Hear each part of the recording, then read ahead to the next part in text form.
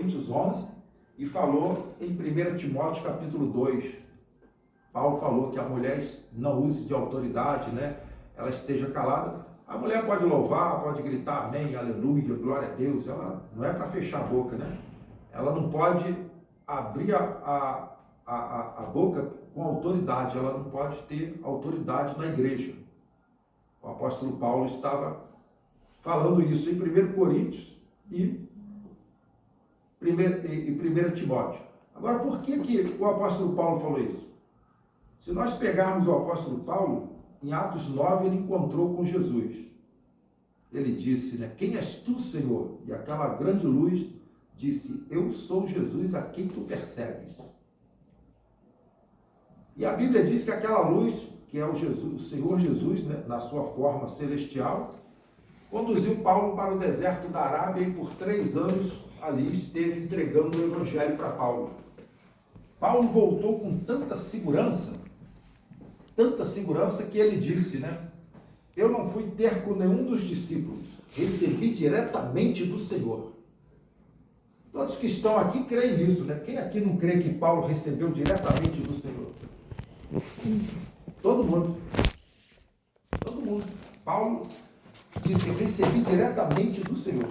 E quando nós chegamos lá, quando nós chegamos aos Gálatas, capítulo 1, verso 8, quando nós chegamos aos Gálatas, capítulo 1, verso 8, aí nós vemos o apóstolo Paulo falando assim, né? Se eu mesmo, um anjo vindo do céu, qualquer outra pessoa pregar um outro evangelho além do que eu tenho pregado, é maldição. Quem pode ir contra o apóstolo Paulo e dizer, não, eu vou ficar com Silas Malafaia, eu vou ficar com Edir Macedo, eu vou ficar com R.R. Soares, vou ficar com o Valdemiro. Quem que vai dizer que Paulo estava errado aqui, que o outro está certo, quando o outro está falando diferente, que a mulher pode subir no púlpito? Paulo disse, pode ser Silas Malafaia, pode ser o Papa, pode ser quem for, é maldição uma mulher subir no púlpito. O apóstolo Paulo disse isso. É maldição, é uma abominação para Deus, é uma maldição. O apóstolo Paulo disse, né? Ainda que eu mesmo, né? Nem ele mesmo podia mudar a palavra de Deus, né? Dizer, não, vai lá, a irmã que vai pregar hoje. Era maldição, aí ele ia estar trazendo maldição para a igreja, né? Ele está trazendo. Então nós temos confiança no apóstolo. Agora, por que o apóstolo Paulo, já que eu toquei nesse assunto, por que o apóstolo Paulo falou isso? Ele teve com Jesus, conversou com Jesus, Jesus explicou, esclareceu tudo, revelou tudo para ele, né? Então Paulo tinha revelação, ele tinha segurança de tudo, porque Deus revelou para ele. E por isso que ele disse, qualquer outra coisa seja maldito. E por que então que ele disse que a mulher não pode ter autoridade na igreja? É porque o Senhor Jesus, quando revelou para ele, Deus ficou conversando com ele ali no deserto, né? E Deus foi mostrando, olha, a mulher não terá autoridade na igreja. A mulher não é só pregadora, não. Diaconisa é autoridade. O diácono representa o policial para botar ordem na igreja, né? Para chamar atenção, repreender. E por que a mulher não pode ser nem diaconisa? Por que a mulher não pode ser nem porteira na igreja, né? Porque a porteira também tem autoridade. Ela falar que não pode entrar, que a igreja está passando pano, não pode entrar ninguém. É autoridade. É autoridade. Quando ela liberar, pode entrar. É autoridade. Nem porteira, nem mulher não pode ter cargo nenhum na igreja. Mas por que o apóstolo Paulo falou? Porque quando o Senhor Jesus revelou a palavra para ele, ele falou, vamos lá em Gênesis lá. Quando o pecado entrou, Paulo, cada um recebeu a sua sentença. O diabo foi sentenciado, a serpente animal foi sentenciada, Adão foi sentenciado e Eva foi sentenciada. E a sentença de Eva era essa, da mulher. Eva representando ali as mulheres, né?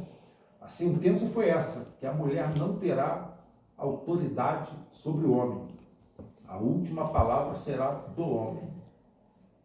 A mulher pode dar sua opinião, pode dizer, eu acho que assim é melhor, eu creio que assim é melhor, mas o homem tem o direito, né, de dizer, não, eu não quero assim, eu não concordo que isso vai se dar certo. É a autoridade do homem. Isso veio lá de Gênesis. Então, por que o Senhor Jesus revelou para Paulo? Por que Paulo disse? Porque Paulo era revelado, ele sabia que como que a mulher que não pode ter autoridade sobre o marido, ela ia estar na igreja e ter autoridade sobre todos os maridos das outras. Se nem o marido dela, ela podia ter autoridade. Porque é autoridade. É autoridade, né? Se nós estamos aqui sentados, daqui a pouco nós vamos ler a Bíblia, eu vou convidar vocês, né, para ficar de pé. Já pensou a mulher no púlpito? Falando, irmãos, ponham-se de pé. É uma ordem, vamos em reverência à palavra. E ainda chama a atenção. Você não tem reverência à palavra, por que você ficou sentado? Que autoridade, hein? Que autoridade? A autoridade que ela tomou por conta de um sistema que concedeu a ela. Mas Deus nunca concedeu isso. Deus nunca chamou ela para pregar.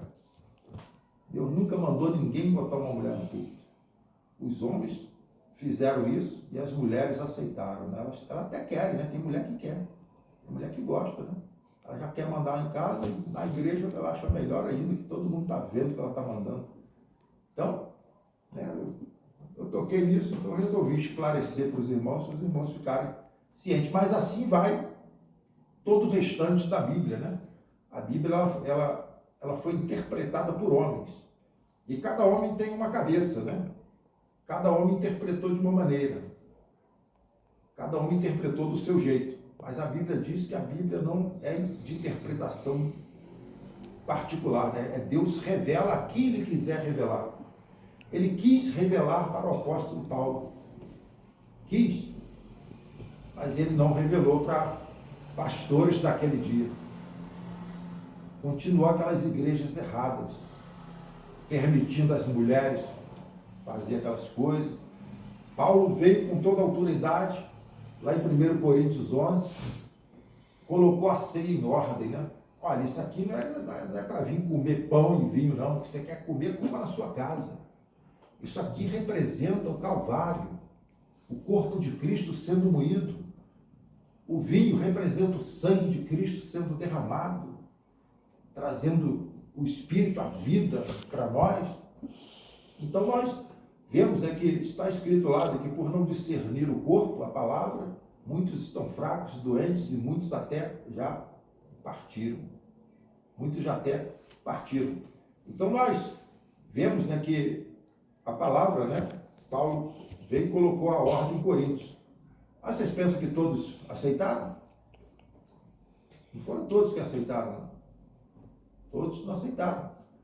Começou ali, alguns começaram a querer acertar, ali começou a ter confusão, começou já a querer dividir a igreja, já, porque nem todos, isso é bobagem, isso aí.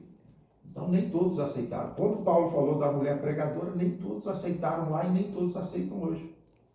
Assim como a Bíblia fala do batismo, né, de outras coisas, né, e João Batista, né, é o último profeta do Velho Testamento, né? Todos nós sabemos disso. João Batista é o último profeta do Velho Testamento. Não fez um milagre, não curou ninguém. Mas Jesus disse, até esses dias nunca houve um profeta maior. Sabe por quê que ele era o maior? Porque ele foi o privilegiado de apresentar o Senhor Jesus Cristo para o povo. Que privilégio! Lá atrás, Jeremias queria dizer naquele dia, que Jeremias queria ser João Batista, queria aquele privilégio. Ezequiel queria, mas Deus preordenou João Batista para poder ser o maior do Velho Testamento. E muitas pessoas dizem, né? O último profeta, não existe mais profeta, né? mas nós cremos na Bíblia, né? Para começar, Jesus era profeta dos profetas, né? Jesus era o profeta dos profetas. E nós vemos o apóstolo Paulo, que nós já citamos, né? Ele falando, né, que dos profetas, naquele dia tinha profeta, nos dias de Paulo. Paulo, para começar, era um profeta, né? Paulo era um profeta e tinha outros profetas que profetizavam naquele tempo também a palavra, né? Paulo faz menção deles na Bíblia. Então nós vemos, né, que nós estamos nesse tempo final e a Bíblia prometia um profeta para esse tempo, né, que nós estamos vivendo. Por isso que o eleito não será enganado, não porque tem homem capaz de saber mais do que o outro não ser enganado, mas porque Deus enviou um profeta para falar conosco. Porque a Bíblia diz que o povo sem profeta se corrompe.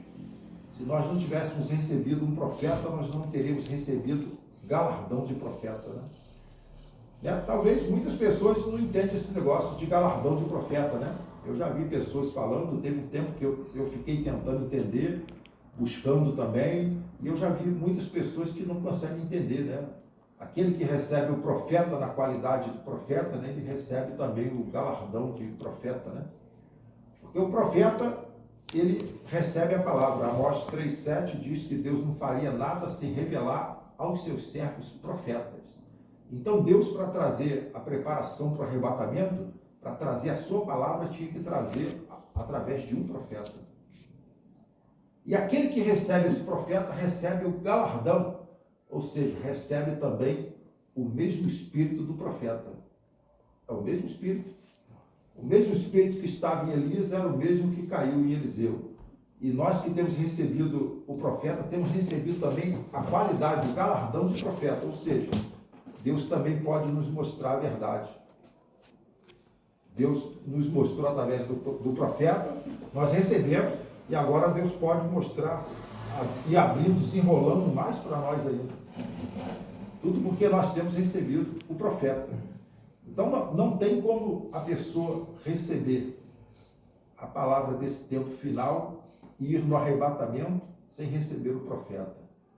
Como o profeta mesmo disse, né, quando perguntaram para ele, bem, a palavra veio aos judeus, os judeus não receberam e ela se virou para os gentios. E tem como um judeu ir no arrebatamento? Aí ele disse, ele teria que aceitar isso que eu prego, essa mesma palavra. Ele teria que aceitar. Um judeu, para ser um eleito do arrebatamento, ele tem que reconhecer esse profeta. Ele tem que largar as suas tradições e seguir essa palavra como nós seguimos hoje, para ele no arrebatamento. Senão ele pode ser que ele seja o eleito para ir nos 144 mil, né? Mas se tiver um eleito judeu lá em Israel no arrebatamento, ele tem que conhecer o que nós conhecemos. Não tem como um judeu ir no arrebatamento sem isso. Porque Deus veio tratar com eles, agora ele trata com gentios. E ele tem... Mas Paulo disse, né? Paulo disse, agora não tem mais judeu, não tem mais grego, não tem mais, né, cor, raça, status, não tem mais nada. Não tem mais judeu. Ele veio para os gentios, mas até o judeu tem direito. Se ele for eleito, Deus vai trazer ele tem que aceitar esse profeta. Essa mensagem não vai invadir lá, porque não veio para eles. Mas se tem um eleito lá, Deus traz ele para fora, para ir no rápido. E os que ficarem lá são os 144 mil, tá lá para receber os dois profetas, né? Então nós vemos que é o tempo que nós estamos vivendo. Então, né, eu estou falando isso, porque eu comecei a falar e a gente vai falando, né? É assim mesmo, que Deus vai falando, o dom vai trabalhando e a gente depois não sabe nem o que está falando e vai juntando tudo e Deus vai falando tudo e juntando as coisas, né? Porque Deus, ele tem que alimentar o povo. Ele dá ao povo o que cada um necessita.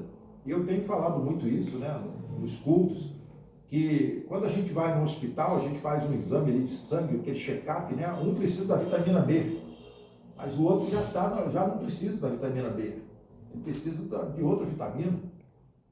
Então, ele tem que repor uma, o outro tem que repor outra.